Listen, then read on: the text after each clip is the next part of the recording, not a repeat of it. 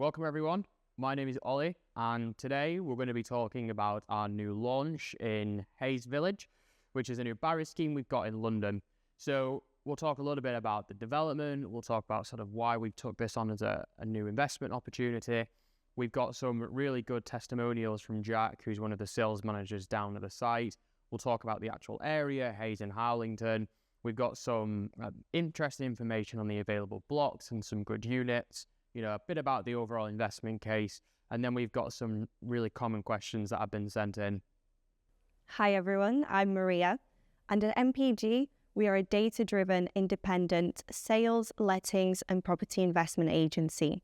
We are an award-winning company offering our clients a fully end-to-end service with expertise in sourcing premium developments across 11 cities in the UK, including London, where this particular development is. So Hayes and Hillingdon, an incredibly well-connected borough in West London. I mean, to explain how close it actually is to Heathrow Airport, we flew to Heathrow Airport the other day. And then we got to there in exactly 6 minutes on the Elizabeth line. Yeah, 6 minutes on the Elizabeth line. So it's one stop from Heathrow Airport straight to the tube station right close to the development. I mean, also as well, that Elizabeth line takes you all the way across London. Central, yes. Yeah, so it takes you all the way across London, Canary Wharf and further. So, it's the newest one and it's great connections, really, really strong connections. I mean, Heathrow Airport, it employs tons of people. Yes, the UK's largest single-based employer. Yeah, nice. I think it's 76,000 direct people. And then indirect, there's over 150,000 jobs directly linked to Heathrow Airport. So there's a lot of people in the area. For sure. Yeah, so obviously that's another reason why it's such a good investment. People are going to want to rent there as well. And another thing to sort of factor in mind as well is you've not only got Heathrow, you've got quite large companies that have bases there as well, such as Amazon, you've got Apple, IBM, you've got Samsung as well. So huge demand from the tenant market. Yeah, absolutely. I think there's so many huge employers in the area and there's so much demand for property. So yeah, I completely agree. I think the huge international corporations as well as Heathrow really boost up the demand for rental properties as well as, places to live and sort of buy. I mean, also, it's not just the businesses in the area, it's also the schools. So there's 17 Ofsted rated outstanding schools nearby. And, Eton College, for example, St. George's School, Windsor Castle. So there's some really good education. Exactly. It's perfect for families, not just your working professionals. The area itself being quite gated off, closed off. You've got quite a wide tenant demographic that would be interested in a development like this. Yeah, no, absolutely. I think that really works when you're looking at it from an investment point of view. The families are more likely to stay in it long term. Yeah. Yeah, exactly. Rather than sort of looking to move every couple of months. Exactly. Yeah, I mean, and then just touching on your point as well about the gated side of things, it's, Barrett are really, they're doing something here to create a community feel. Exactly. I feel like it's so rare to find something like this, especially in London with how busy it is, and something that's also so well connected, but allows you to have that sort of more private feel and have the green space there, and yet be able to get into central London in no time or Heathrow Airport in 6 minutes. It's ideal to such a wide demographic. Yeah, absolutely. And I think that's why when you've got a developer with the size of Barrett, $6.5 billion market cap, one of the FTSE 100 companies, they're very well known, and it's not just about just throwing things up. They build things to last. I mean, for example, the canal at the base of the development, it's just a really nice space. Yes, and even on the communal building as well, they'll be having the canoe club, run clubs there. You've got what they're building is really unique instead of just an apartment block, for example. Yeah, no, absolutely. And I think the fact that it's built on a historical land site as well. So it used to be the home of the Nestle factory. And the museum in there as well. Yeah, so they've got, they've done something really nice. They've put, rather than just tearing up the empty space, they've, created almost like a museum exhibit for the residents, just to show about the history of the building. And I think that shows as well when you look at the exterior. They've kept some of the original fronts to the building as well. It really ingrains that historical factor to it. And I just think as well, that's going to make it iconic for years, not just for... Exactly. I feel like it's so unique to find something like that in a new build, especially. I think, yeah, I mean, with the green space, just to sort of return to that, I think it shows why they're expecting a 19% growth in the area over the next 5 years. I mean, the development itself has already seen incredibly high growth in the 2 years that we've already sort of been going. Exactly. I mean, it's, the second largest borough in London, one of the most affordable yet so well connected. Yeah, no, exactly. And I think it all sort of just comes together. I mean, another thing as well is that when you actually start delving into the actual apartments, they're built with longevity in mind. I mean, EPCs, they're expecting them all to be Bs. The solar panels installed. The average in London at the moment is a D. It's saving up to over £2,200 a year just in costs. I think that it creates a nicer environment, but it just all links back to that investment case. Exactly. When you factor in, the internal specification of the apartments, the sizes for London especially, you've got your balconies, you've just got much more of a community feeling, the green space, and again, from an investment perspective, the growth you've already seen in the area and the projected growth. Yeah, no, exactly. And I think when you start looking into what it offers, one of the things that is maybe lacking in the area at the moment is sort of a development with amenities. There seems to be a lot more traditional builds, which, are obviously popular, but there is a real demand now for sort of like accommodation where you have everything on your doorstep. So, they're expecting here, I mean, I think we saw the gym. We did, yes, and that's actually been refurbished again, so they're making that larger now. And then, just like you said, it really stands out for the location as well, seeing something that has all the amenities in one place and also the privacy as well that you have from the development. But again, you're just, about a 5-minute walk from the tube as well there? Yeah, super close. I mean, just to give you an idea, that can get you from Hayes to Canary Wharf in under 40 minutes, which is one side of London to the other. I think another one of the the sort of huge benefits as well is the fact that you actually have the option to get parking here. Yes, and that's very rarely seen in our London developments as well. Yeah, I mean, parking is just, we always say parking's so difficult to get hold of, especially in such congested cities like London. But yeah, there is parking available. You can buy a space. So if you're an owner occupier or if you're buying it as an investment and you do want that space, you have that option. So yeah, I think it really comes together and just makes it a really nice, safe investment. But even if you weren't, it was somewhere to live. It makes perfect sense as well. It's somewhere you'd want to live. Exactly. I feel like it ticks the boxes for all demographics for sure. Now we've delved into the impressive background and all the figures of Hayes Village. It's my pleasure to introduce Jack Brady. He's one of the sales managers from the Hayes Barrett side. Hi, so welcome to Hayes Village. I'm Jack, one of the sales advisors on the development. I've worked in the industry for just under 9 years and with Barrett for just under 3 years. And I've been on Hayes Village development for just under a year. And I have to say it is one of my favourite developments for our region. So Jack, with Hayes Village, now nearly 50% complete, what sort of feedback have we got from the early buyers and residents? Feedback has been really positive, particularly the earlier residents who have benefited from the capital growth, really as a result of the Elizabeth line opening. This has really improved the connections into central London, especially for the Zone 5 locations. The other aspect residents like is the fact that development has some history. Originally home to the Nestlé chocolate factory, we've restored the original building, which is a stunning Art Deco facade, and it really gives the development personality and a story to what was here before. Can you share some success stories from investors that have already seen some strong return in capital growth? Yes, since 2019, capital appreciation on the development has been on average 41%, which as you can imagine is far greater than the neighbouring areas and London itself. Hayes Village is very much in a transformative stage, which gives further opportunity to growth in the area, which is fantastic. Looking at the rental market, in Hayes, we've seen a 28% rise from 2022, which really shows how the area is an ideal investment. Have any investors already experienced any rental success in Hayes Village? Yeah, our previous buyers have found Hayes to be the ideal location for their investment.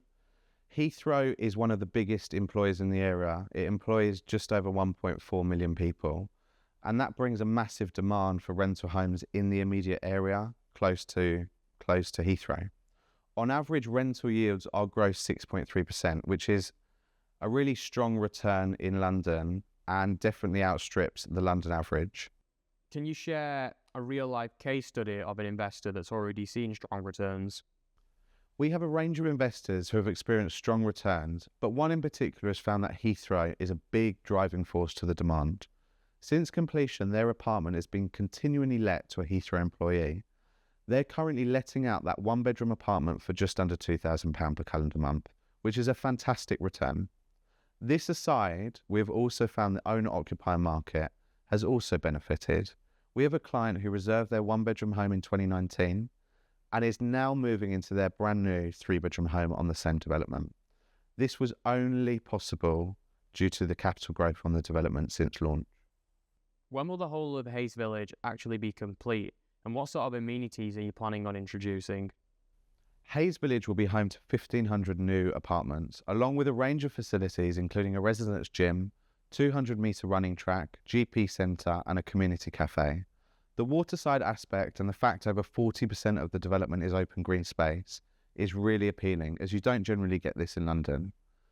The future at Hayes Village is exciting, with the completion set for 2028 and a further 380 homes completing by the end of this year. There is still ample opportunity to secure a strong investment. With the area's ongoing regeneration and infrastructure upgrades, how do you see the market evolving over the next few years? Hayes is very much in a transformative stage. With the introduction of the Crossrail and the expansion of Heathrow's third runway, it gives further opportunity for capital growth. The regeneration effect adds an annual premium, and this has been proven in how we've seen the market change in the last 5 years. Thanks, Jack, for all of your insights and answering all of our questions. Yeah, thanks, Jack. So MPG actually has exclusivity in the Burge apartments, which is great because essentially our investors are able to secure a property at the off-plan price point with virtually no risk since it completes in Q2 this year. The apartments themselves are of a great specification, so they allow a lot of natural light. You've got your balconies, large open plan living spaces, and the development itself is 9 stories tall, with units offering views towards the canal side as well. Yeah, I mean, there's a good mix of 1, 2 and 3 bedroom units here. You know, 1 bedroom starting from, just over 350k, 2 bedrooms starting from just over 440,000, and 3 beds starting from 590,000. So it's a really low entry price into the market as well. I mean, if we were to compare that to other developments we've touched on, it's priced really attractively, and especially in the area as well. For the level of standard, the specification, the amenities, it's really set quite well. I think one of the huge benefits is the actual payment plan. Because you only need to put down 10%, it's fully protected, number one. Also, due to the nature of the completion date, it's more than likely that you'd be completing very close to your exchange. So again, what we want to do is try and reduce any potential risk that an investor or someone buying to live would possibly face. I feel like it's especially ideal as well for mortgage buyers, whether you're an owner-occupier or for a buy-to-let as well. Yeah, no, absolutely. And the thing is with this, because there's already been 2 years of completed units, there's already been a really good standard of people getting mortgages, not really having any problems at all. And I think history is the best predictor for the future. So yeah, again, it's all about whenever we select a development, and part of our USPs is really to be selective. It's very data driven. We try and look at the lowest possible risk. And I think the rewards are so high on this, but the risk level is so low. Exactly. And especially from, your investment perspective as well, we've already seen the rental demand in the area with the completed block. So with this one in particular, I mean, if we're looking at a 1 bedroom, estimated rents are from around 2,000, 2 beds from around 2,500, or 3 beds, we're looking at around 2,700.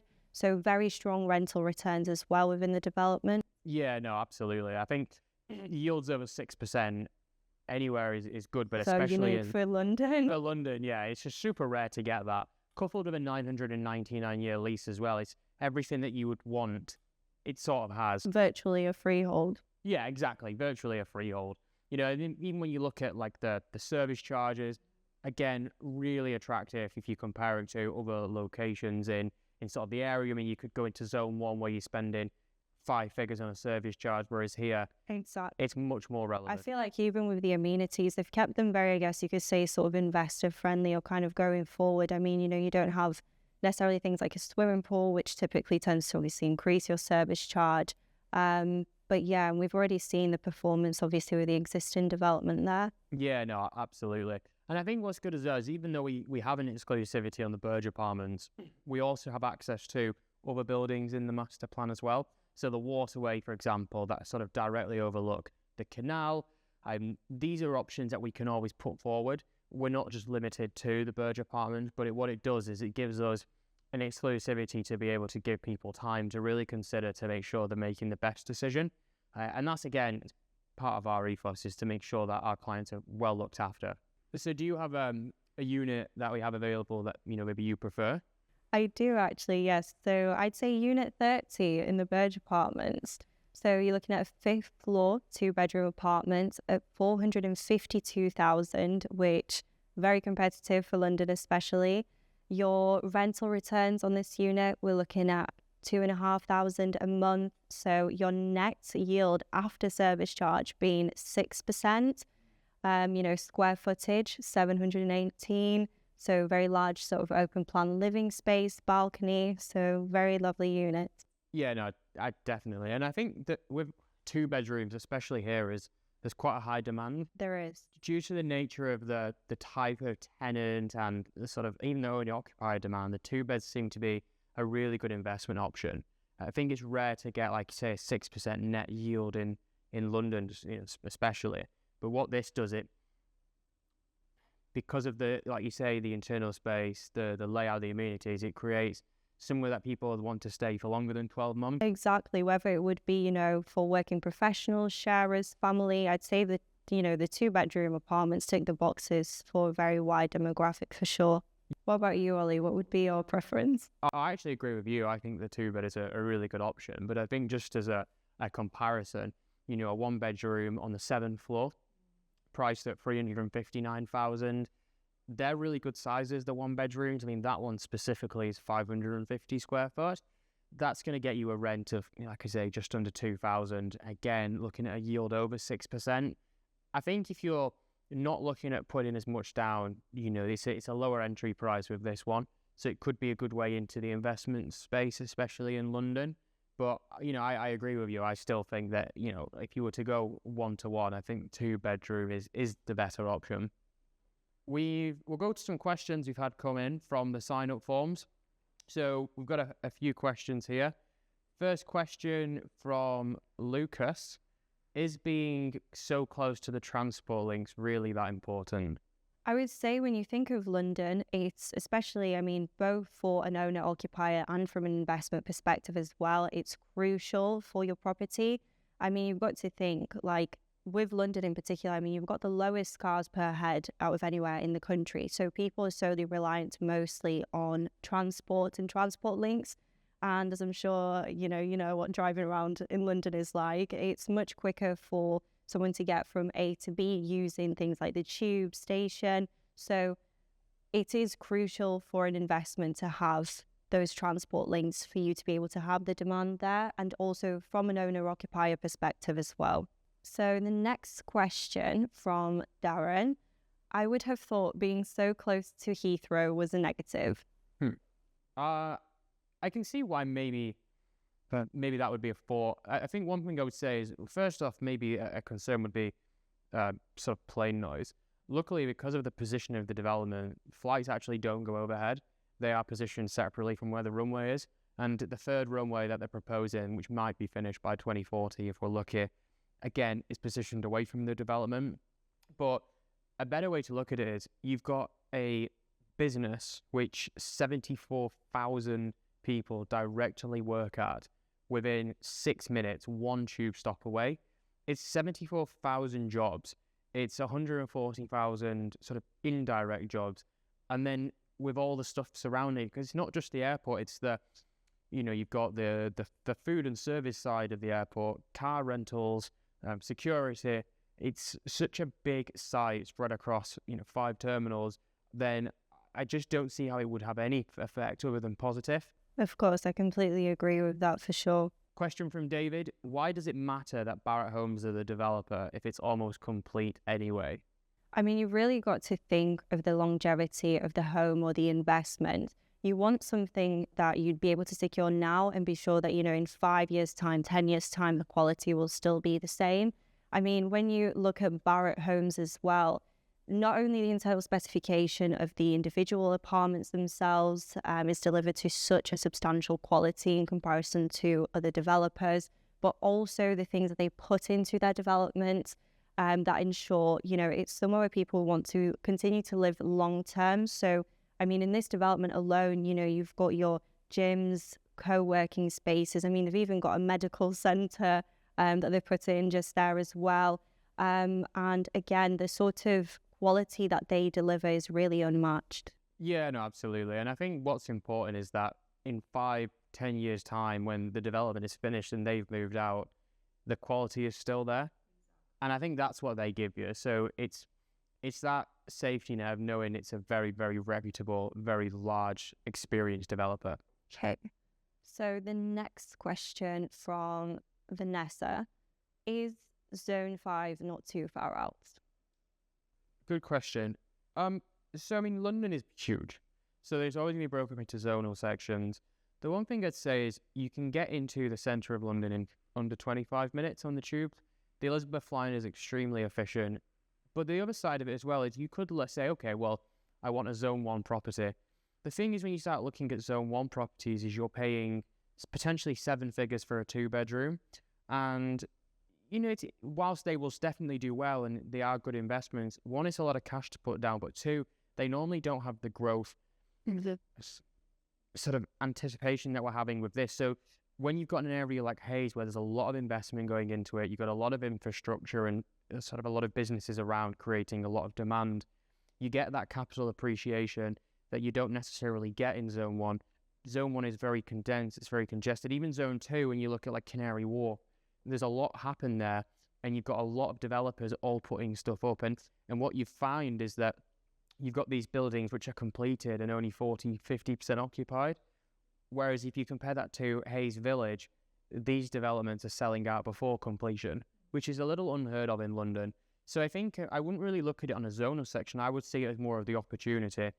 It's an opportunity where you're going to see considerable growth due to the investment in the area.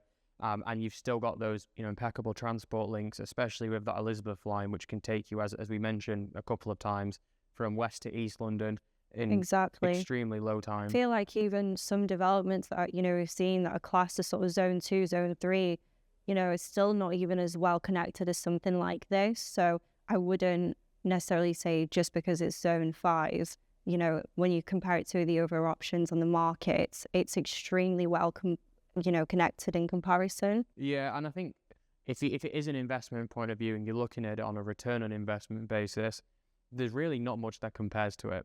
If you feel like you have any further questions you would like us to answer, or if you require any further information, you can contact us either via the email addresses provided below in the comment section or book in a call with us today. Yeah, absolutely. Just get in touch. I think, like we said, if you are looking for something prime London investment, something that's going to generate you a really consistent return over the next 5, 10, 15 years, something that's very reputable developer and something incredibly safe, then this will be a really, really good option for you. I'm sure, undoubtedly there will be questions. And like I say, if there is, as Maria said, just get in contact, drop us an email, drop us a call. We'll be more than happy to help. We have got a great site team, with Barratt.